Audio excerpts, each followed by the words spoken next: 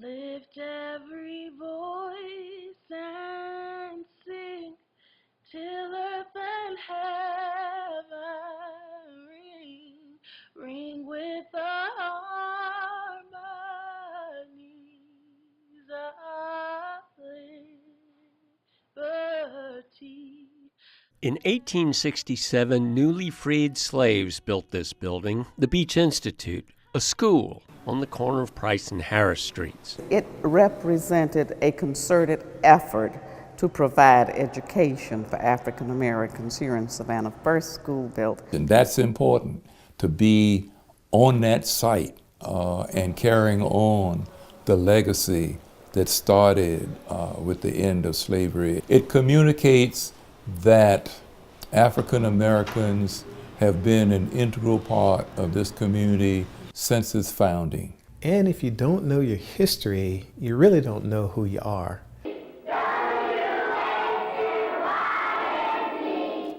The building had been abandoned through the middle of the 20th century when W.W. Law convinced SCAD to buy it, renovate it, and then deed it to the King Tisdale Foundation. He walked up to me and he said, "Sugar, I think I'm going to ask you to introduce me today." Dr. Annette Brock was at Mr. Law's side. She recognized a long time ago the value of preserving African American history in this community. We would finish dinner, do whatever chores needed to be done here, and we would get in the car and drive down to Beach Institute. So for years I've joked that that really is the third child in our family. Though she is and has been the chair of the Beach Institute, Dr. Brock didn't approach the job as supervisor. Not ceremonially, but to roll up your sleeves and really do the work. She inspired that commitment in others. The garden level now we think is beautiful. It was a mess. And one day the entire board just came over with mops and brooms, and we stayed down in the basement all day trying to get it clean and straight. It was a labor of love. Now, 16 years removed from Mr. Law's passing, Beach Institute remains a vibrant part of downtown Savannah. Dr. Brock is that living catalog of what he wanted to do. Beach Institute is Dr. Annette Kennedy Brock. People working together, that's what gets things done in this world. People committed to similar goals and trying to do right.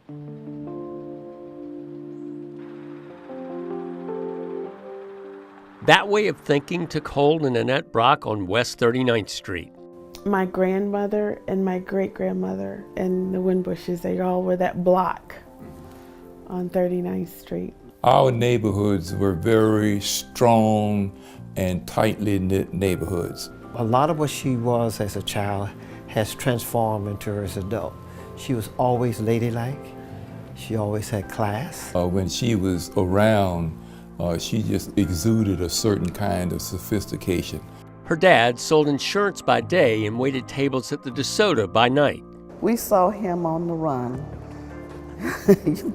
like strangers passing in the night. 7 o'clock, time to leave, right now. Her mom worked for River Street legend Captain Sam Stevens, which gave her and her brother the run of the waterfront, but never far from her mom's watchful eye. I thought I was just extra special coming up because my family had me thinking that I was. Dr. Brock came of age during the Civil Rights Movement. I sat in at Crest, I sat in at Woolworths, picketed leavers, that whole azalea room thing. But even at that tumultuous moment, priorities were always maintained. I had a mother who truly did not play when it came to me being in my classes. I never skipped a class at Savannah State. I was afraid to. But while she couldn't be on the picket lines every day, Dr. Brock could and did use her unique bridge-building skills in the cause. Sometimes the more militant people just make other people shut down. And Dr. Brock finds a way to make you feel respected.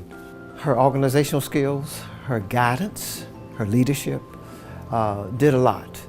All of us were involved one way or the other. There were people like Dr. Johnson who were out, and Edna Jackson more on the firing line. But she was there.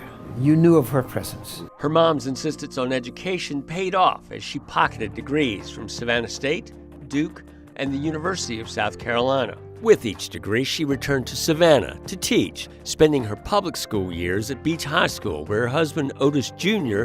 would begin his own meteoric rise. I have to talk about Big Otis, or Big Brock.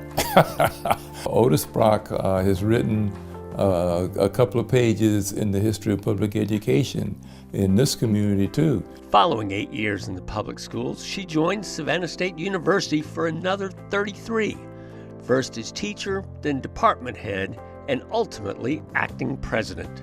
The Alumni Association got rejuvenated and started giving more money. I think it was during that time when enrollment started to really turn around. She's so charming and so likable that you just can't help to get involved. And that's what we ended up doing. And it started off with raising funds for Hill Hall, which is this iconic building on the campus of Savannah State. And then it morphed into sports medicine programs and mentoring programs for the students and rotations at St. Joseph's and Candler. Zuri. Zoe. Elida. Today, most of her educational energy goes to these three, the children of Nayla and her son Otis III, who passed away suddenly 6 years ago. Otis's death rocked the community as few such events have. Only a few people in Savannah knew what he meant to Savannah. We will now know what he meant to Savannah. But whether by nature or design, Dr. Brock just kept on teaching. And as I was watching her, her composure and her poise and her dignity during what was an unbearable time, and she said that what got her through that was her faith. 2, 1. Otis III was immortalized in the most fitting way in 2013 when the former Bartow Elementary took his name. Otis is here. He's humble, but he's happy. He's happy that this school, this location was selected.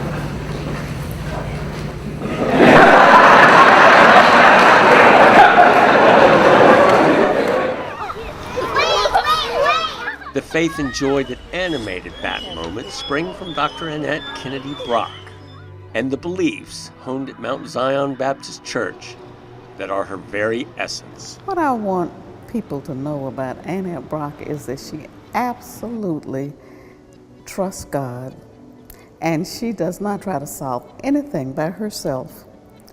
And because of that, I have enjoyed a wonderful life. Dr. Annette Brock is a laureate in the Junior Achievement Savannah Business Hall of Fame.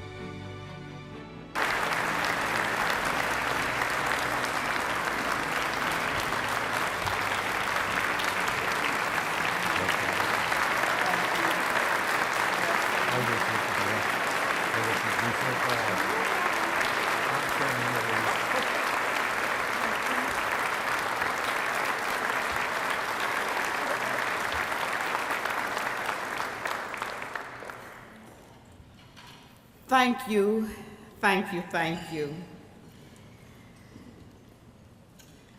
I'm just almost speechless. I'm honored.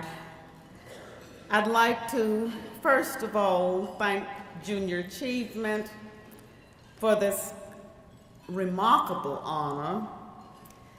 Thank you for allowing me to share it with Mr. Kreitz and Mr. Morris. Special honor there. I want you to know that I wake up every morning very grateful. I feel so richly blessed. I'm blessed to live in a city that I love. I'm blessed to have a beautiful family.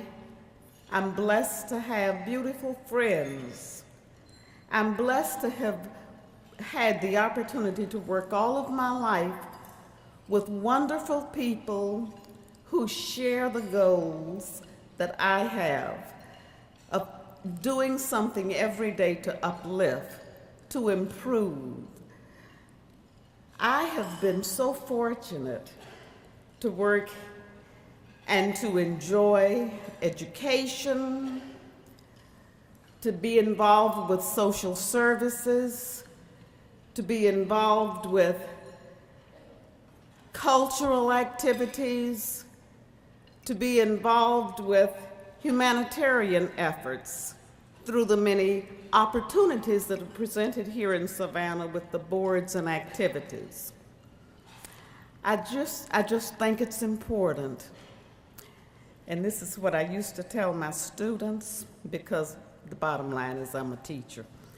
I used to tell my students, if you wake up and you're breathing, you're obligated to do something to uplift, to improve, to help, to make a difference. Thank you, Savannah. Thank you, Junior Achievement. Thank you, all of the people that I've had the absolute privilege of working with through the years.